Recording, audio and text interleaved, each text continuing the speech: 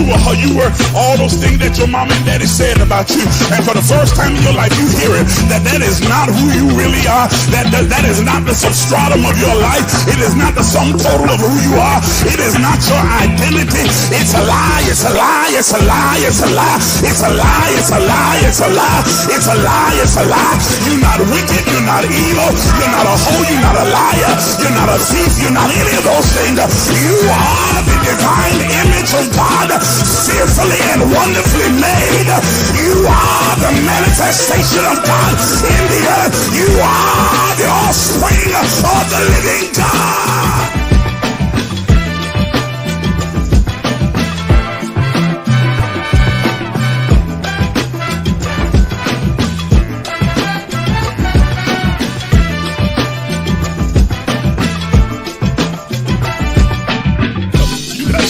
Revenue locked up inside of you.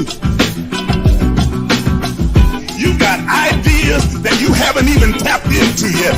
You got, oh God have mercy, you got ideas and concepts and innovations that are in you that you haven't even tapped into yet. You got the varying streams of revenue within you that will relieve all your frustration, all your stress, all your worry, all your doubt. You just gotta tap in to what's inside of you and begin to create and use the hands that God has given you and begin to create instead of standing like Moses and making the excuses. Stutter. He said, look at what I put in your hand. Use the stick that I gave you because that's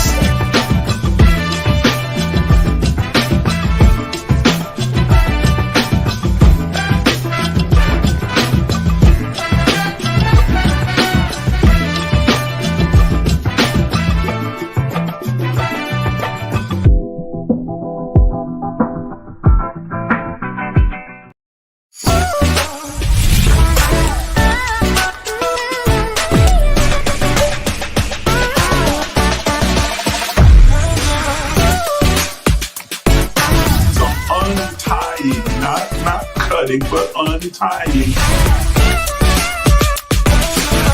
And so the universe then has no choice. First attribute of the secret place. The secret place is a place of revelation. It makes you free because it awakens you and makes you consciously aware that everything that you thought was holding you is an illusion.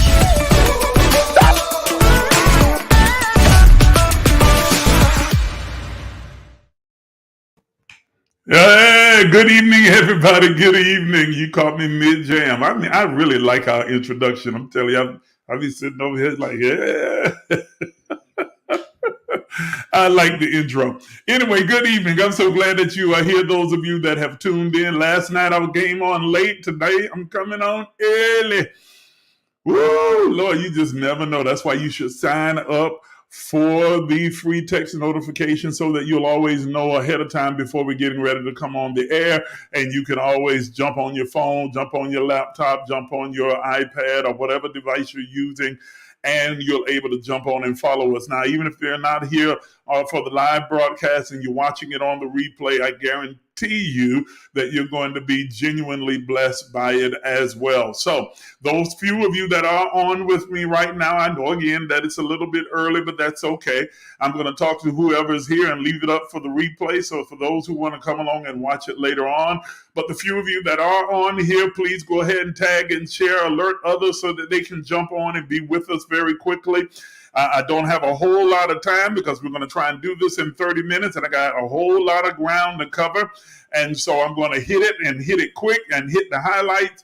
And I hope that you've got pencil and paper or that you are recording this. Or if you're not recording it, then like I said, the replay is up so you can go back and listen to it again and write down anything that you may have missed.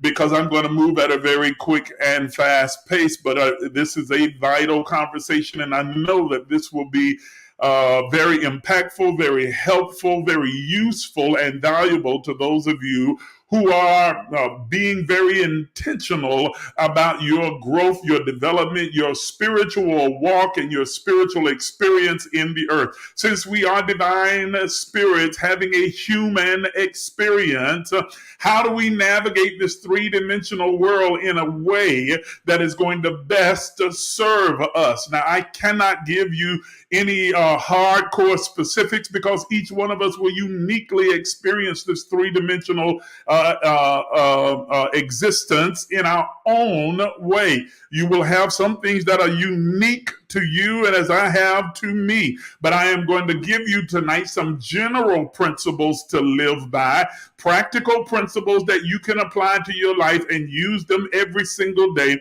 to begin to shape your mindset, to adjust your attitude. Remember, we talked about that last night, to make sure that your attitude is set to take you to the highest altitude. Now, these 17 principles, some of you who have been connected with me for a little while here may have heard some of this already before because it comes from a long dialogue and conversation I was having with God over a period of a few weeks. And so this is coming from those notes. And when I asked the question, well, how is it that we're supposed to live? How are we supposed to navigate this three-dimensional existence? What are the guidelines that we can use to follow? I'm not talking about legalism, not talking about dogma, not talking about religious rhetoric, but I'm talking about practical principles that we can apply. And this was part of the response that I received from God, the all of everything, the creator of all things, about how we should live. I picked out 17 of them. There's actually a list of about 45 things, 45 principles, but I picked out 17 to highlight tonight that I think are the most pertinent. That's just from my perspective. And as always, I am not trying to lock you in, tie you in, tether you to any particular dogma or legalism. You eat the fish, spit out the bones, those things that you can accept, that resonate with you, then embrace it and walk in it and use it. If for whatever reason you should decide, you know what, that doesn't really work for me, that doesn't resonate with me, then okay, leave it alone. Leave it on this buffet style. Take it or leave it. Take the parts that you like and the things that you don't, leave it there because somebody else might eat it. Y'all, you understanding what I'm saying? Okay? And yes, I'm talking fast because I am very cognizant of the time, and I want to make sure that I am able to finish on time. I've already used 8.5 minutes, so I've got to get into this thing because we got 17 of these to go. So how do I live? What are some practical principles that I can use as guidelines for me to be able to successfully and abundantly have a lived experience that best serves me, that elevates me, that impacts my life positively, and that enables me, empowers me to be able to serve the rest of humanity, to serve those in my family, to serve those that I come in contact, those that I encounter, those that enter my sphere of influence. How is it, how can I best serve? How can I best be the best being that I can be, the best representation of God in the earth that I could possibly be?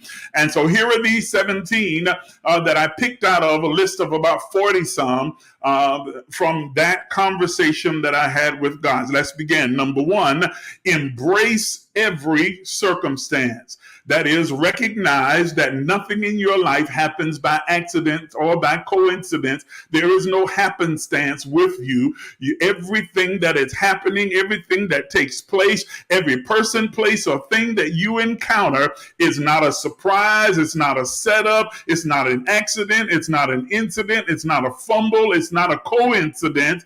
It is divinely providenced and co-created by God and you in eternity past. It is a pre-sent moment that is laced with lessons that are designed to help you in your evolutionary growth. So approach your life understanding and embracing that every circumstance is to be embraced, because all things, can you say all things? All things, everything is interwoven and interconnected together for good.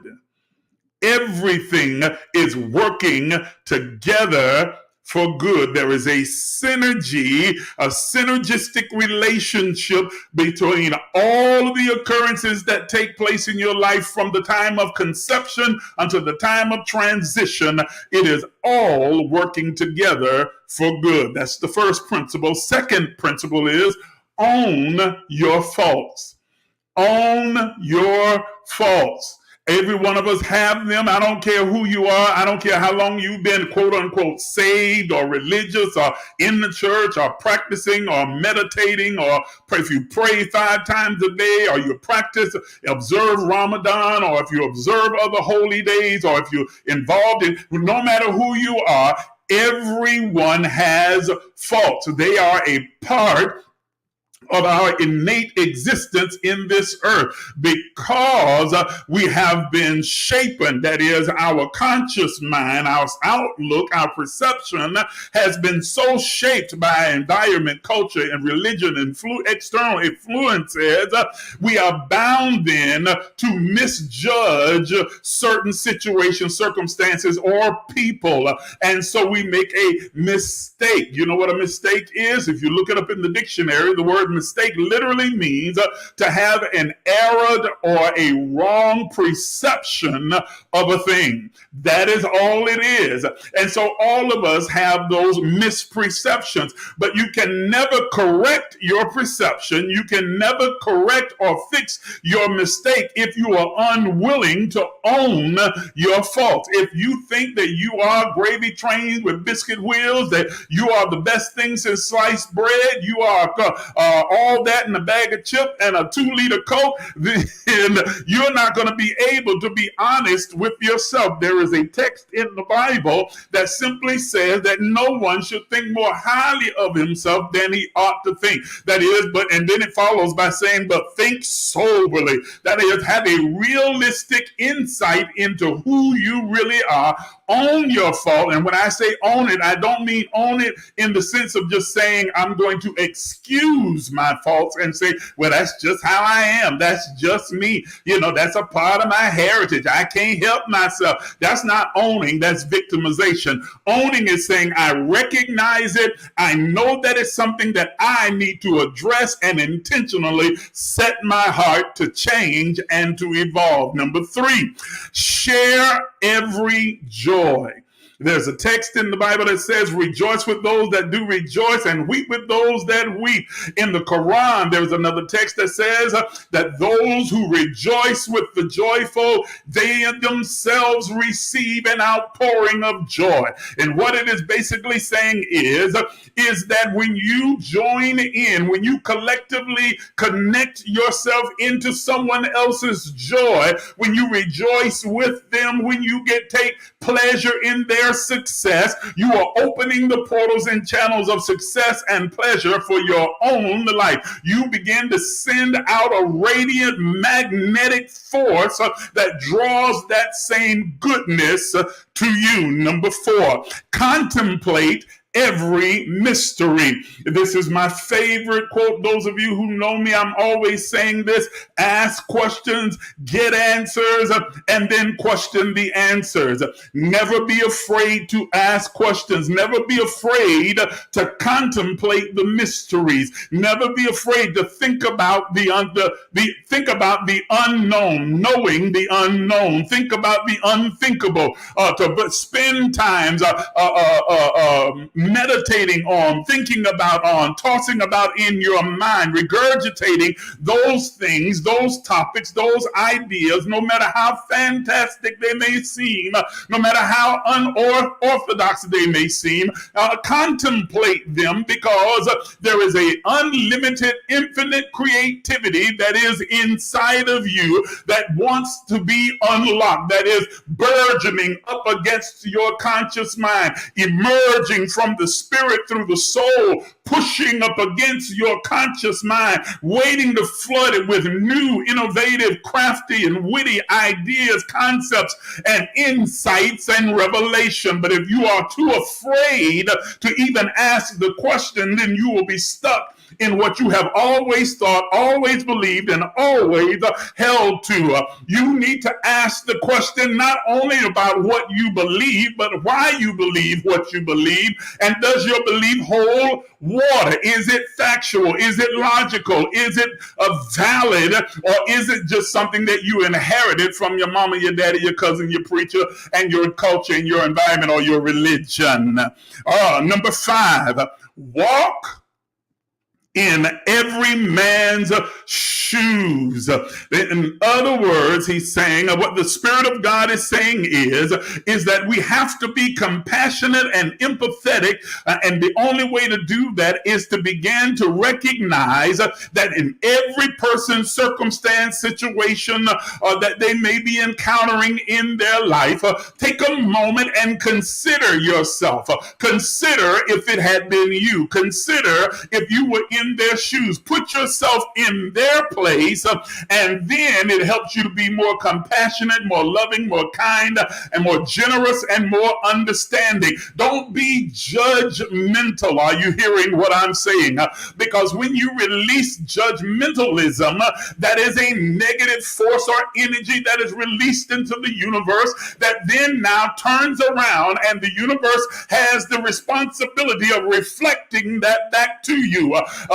Jesus is purported to have put it like this: judge not, so that you be not judged. For with the same judgment you meet, it shall be measured to you again. In other words, that if you begin to pass judgment upon others, then fate, the universe, and God will see to it that you are in a circumstance that is just as those whom you judged, and you then now will have to deal with a harsher judgment than theirs to see whether or not you could handle, cope, or are capable of overcoming it any better than they have. Are you hearing what I'm saying? Don't you dare talk about what you never do when you've never been where they are, and when you haven't lived how they've lived, when you haven't had the experiences or the background that others have had. Put yourself in their shoes. Okay, let's keep going. Number 6, forgive every man's offense. Forgive every offense. Parentheses, including your own.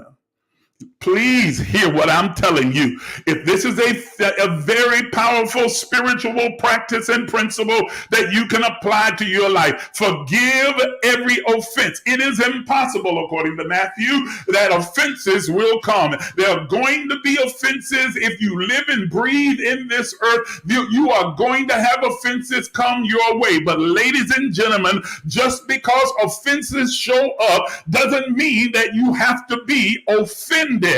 And if you have been offended, or if you have been the offender, you not only need to forgive those who have offended you or brought an offense to you, but then forgive yourself for the offenses that you have brought to others. You cannot fully forgive others if you're unwilling to forgive yourself.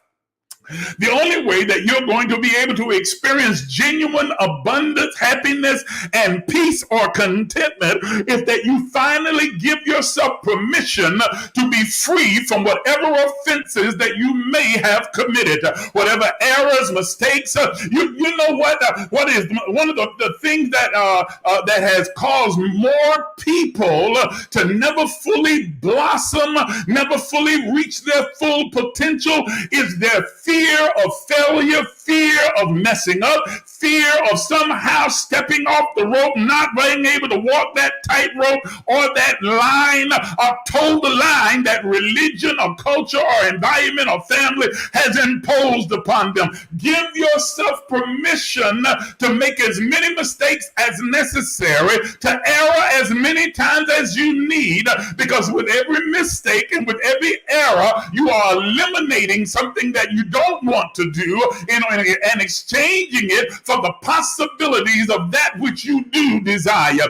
How much greater could you be if you weren't afraid of what would happen if you fail or you fall or you messed up? How much greater would the people around you be if they didn't have to fear what you might say, what you might think, how you might feel about them if they don't do something that you think they ought to be done? Forgive every offense. Are you hearing what I'm saying? Forgive every offense, including your own. Let me keep going here. I've got a little time left. How much time? Oh, goodness, 10 minutes. I got to hurry. Well, actually, 9 minutes, 15 seconds. Heal every heart. Because a part of the commission given to us, as Jesus is purported to have said in Matthew chapter 14, that the Spirit of God is upon us, chapter 4 rather, is upon us, and He has anointed us.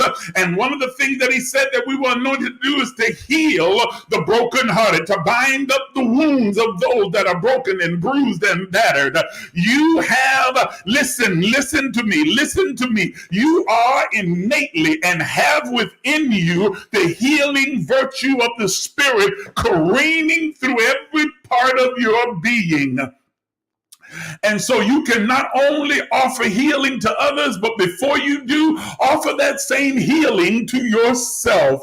If nobody ever lays hands on you, if nobody ever prophesies, if nobody lets you come and cry and snot on their shoulders, you can still heal yourself from your hurts, your wounds, your brokenness, and then take opportunity as an outgrowth of that healing that you've gone through to show compassion and empathy for others that you encounter, and offer that same healing virtue to them. Let it flow up, out of you and onto them in your words, in your deeds, in your actions, in the atmosphere that you create around them that is conducive for them to be able to find a place of solace, a place of peace, a place of rest where they can just come and be and allow themselves to go through the process of healing.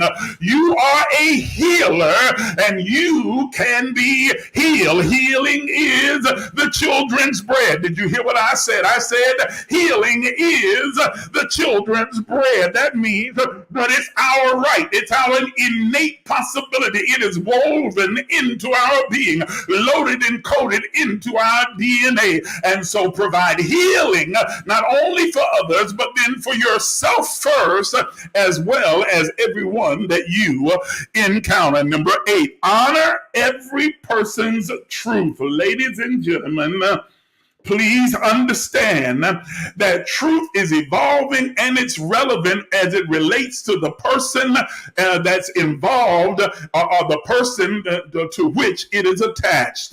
Everyone is not going to hold the same truth. And what is true for you may not be true for someone else. Are you hearing what I'm saying?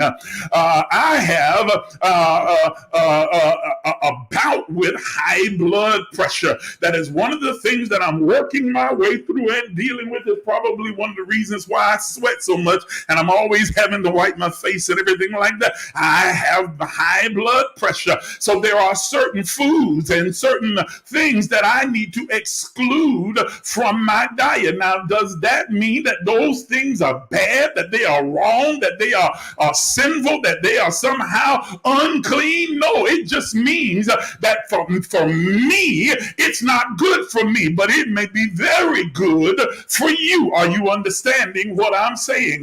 Just because something is applicable to your life does not mean that it is applicable to someone else's life. So you honor your truth, live in your truth, but at the same time, you have to honor and give respect to everyone else's truth, even when their truth does not align with yours. Ooh, Woo! Did you hear what I just said? Boy, that's a hard one right there. Honor every man's truth. Let every person live in their truth. And listen, and that means as you are evolving and growing and becoming, and you are coming to higher heights and vibrating into higher frequencies, and you are entering into the rarefied air of the anointing and spirit and space and time across the multiverse, as you begin to evolve and grow and become further and further, never forget that you have not always been where you are. And so while you have evolved to a higher truth or a different truth, do not despise someone else's truth who may have evolved as well, but evolved in a different direction than you did. Honor every man's truth. Are you hearing what I'm saying? One of the fallacies and faults, the greatest fallacies and faults of religion is that, and I don't say that all religion is bad, because it is a vehicle that has brought most of us to the place where we become enlightened and awakened. It brought us to a place where we initiated our connection with God, and then we evolved from it and further than it. But one of the great handicaps, or great faults, or great tragedies of religion is that every religion tries to assert that they are the only ones right, and that in order to be a part of them, you have to reject everyone else. Or you can't be a Christian and then accept Islam, or accept Buddhism and accept Hinduism. Or you can't be no Islam, you can't be Muslim and be talking about you a Christian and Buddhist. You can't be a Buddhist and then say because they put forth the idea that we are the ones that's right and everybody else is wrong. Instead of honoring and respecting everyone's truth. And while I might call him God, they may call him Allah, this one may call him Buddha, other may call him Krishna, it is still God by any name. Some people call me Miles, others call me Isaac, some call me Ike, and I'm not going to tell you what my mama used to call me, but all of them refer to the same person. Are you understanding what I'm saying? And so religions may refer to God by different names and have different practices and different rituals, but they all are connected or twined with God, the same God. Are you understanding what I'm saying? Let me keep going. Protect every person's right. When one person's rights are offended, then all of our rights should be offended. We should not put anyone's rights above anyone else's rights, and that we should actively work to protect every person's right to be. Let me say that again. We should actively work to protect every person's right to be. To be what? To be whatever they choose. To live how they choose to live. To be how they choose to be. To experience life the way they choose to experience it. To protect everyone's right to simply be, as long as it is not causing harm, hurt, detriment, or destruction to any other person. Then give them the space and the grace to be. It may not be what you want to be, how you choose to be, how you choose to matriculate through this three-dimensional existence that we call life, but it is how they choose to be. And so I protect theirs while honoring mine as well. Protect everyone's right. Number 11, preserve every person's dignity. Look to make sure that you protect people's dignity. Don't look for ways to try and humiliate, discourage, beat down, and tear another brother or sister down. Every person that you meet is just another version of you. So love your neighbor as you love yourself, because when you love them, you are loving you. And when you are loving them, you are loving you through them. Are you understanding what I'm saying? And when they love you, they are loving themselves through you. I am running out of time. I've got a minute and a half, and I still got several more to go, so I'm going to move a little bit faster. Promote every person's interest. In other words, support them in the thing that is their purpose, their passion, and that is creating possibilities for them. Can you be supportive of someone else's interest? I know you have your own interest. That's wonderful. And we support you, but you want to also be able to support someone else's interest. Can you serve in another person's field? Can you serve in another person's ministry, another person's work, another person's purpose, and another person's passion? Can you support them like you desire to be supported? Let me keep going. Presume every person holy. Oh, God have mercy. I know that I'm going to make a few people a little upset with me. I'm over my time by 33 seconds, but just hang with me because I got one more to go after this one. But it says here, presume every person as holy. Every person that you meet, see them as sacred, set apart, called, selected by God, because every person is holy. Because holiness is not about what you do, it's not about what you say, it's not an action, it's not a behavior, and it's not a lifestyle. Holiness is a state of being. I am holy because I come birth out of a holy God, and that which is holy cannot give birth to that which is unholy. Are you understanding what I'm saying? How in the world can a holy God, and every person on this live, regardless of your religious ideology, believes that the creator of all things, the all of everything, the sovereign God is holy? Well, then explain to me, since everything and every person emanates from God, how God can give birth to those children that are not holy. Are y'all hearing what I'm saying? How does the profane come out of the holy? How does the unholy come out of the holy? If God is holy, then we are all holy because we all come out of God. So if you then approach every person as holy, then it destroys that us and them mentality, and it destroys that prideful mindset that somehow you are in a better position, in a better place, or you have favor with God while they don't have no favor. They don't have no relationship with the Lord like you do. My relationship is better than that. That's ridiculous. Are you hearing what I'm saying to you? It will annihilate all of that foolishness, the illusion of separation, because you recognize that every person I see is a divine, holy, unique expression of God. Presume every person holy.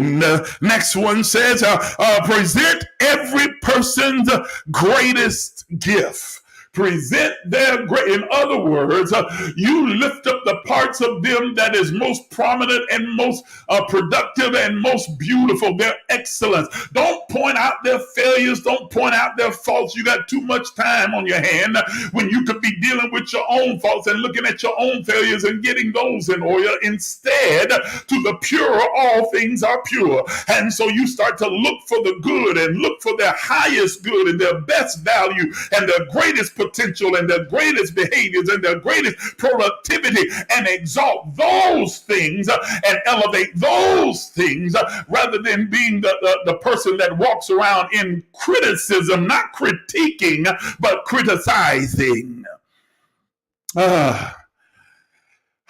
Two more, I'm done. I'm 3 minutes over time, almost 4 minutes. So I got to finish this in the next minute and a half. I'm going to spend, what's that? That's 90 seconds. So 45 seconds on one, 45 seconds on the other one. Produce every person's blessing.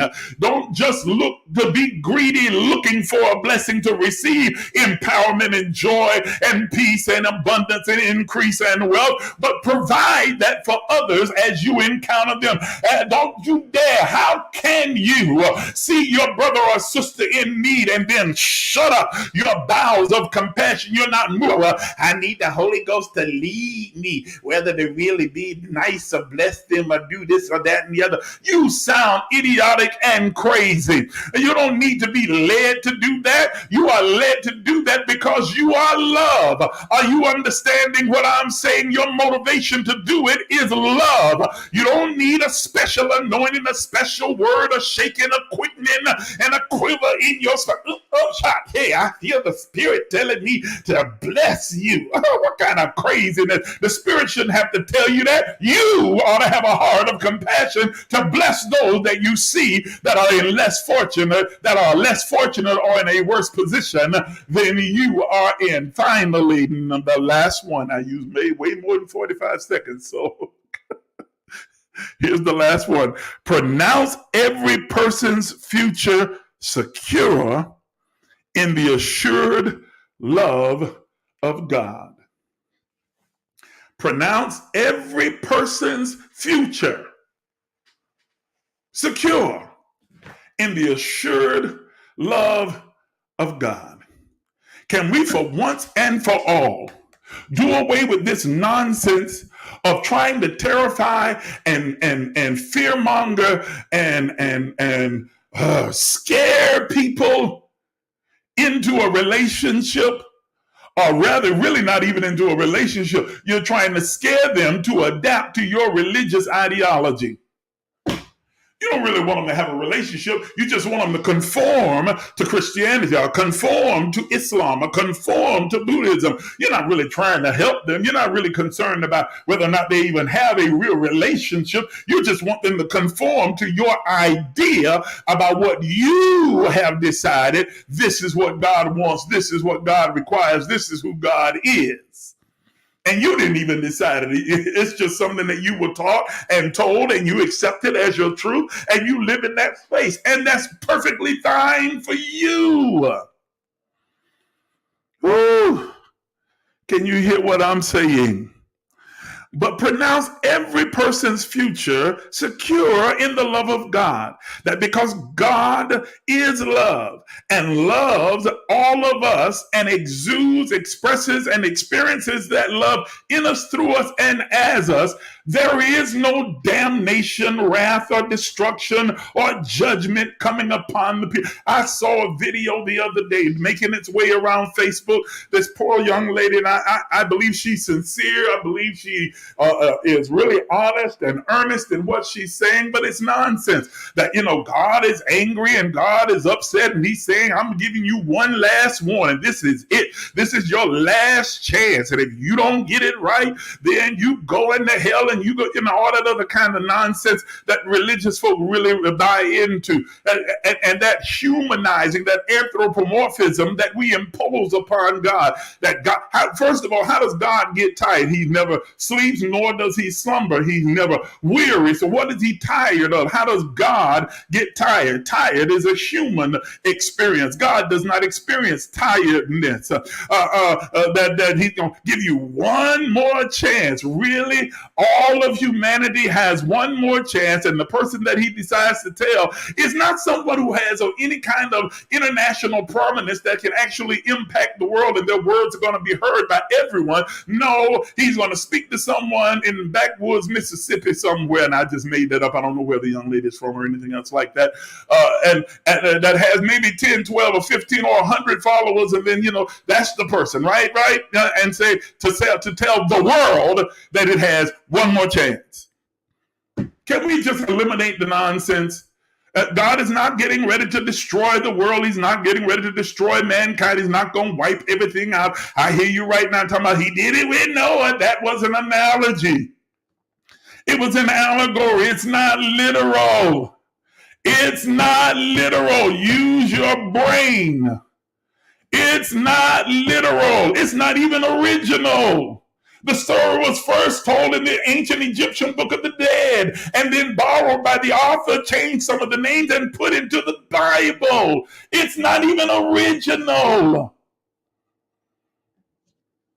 Won't be water but fire next time. No, please. Well, what about the book of Revelation, a book of signs, symbols, and images that are there? That is not meant to be understood literally. It has to be understood from the allegorical and interpreted that John is seeing things unfold in a future place, that he only has the vocabulary of his time to be able to describe what he is seeing.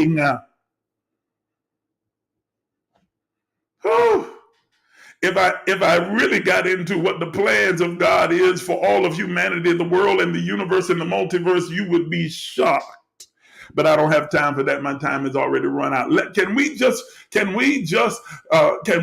excuse the nonsense and think of every person? What do you have to lose by thinking of every person you encounter as secure? Their future is secure in the love of God.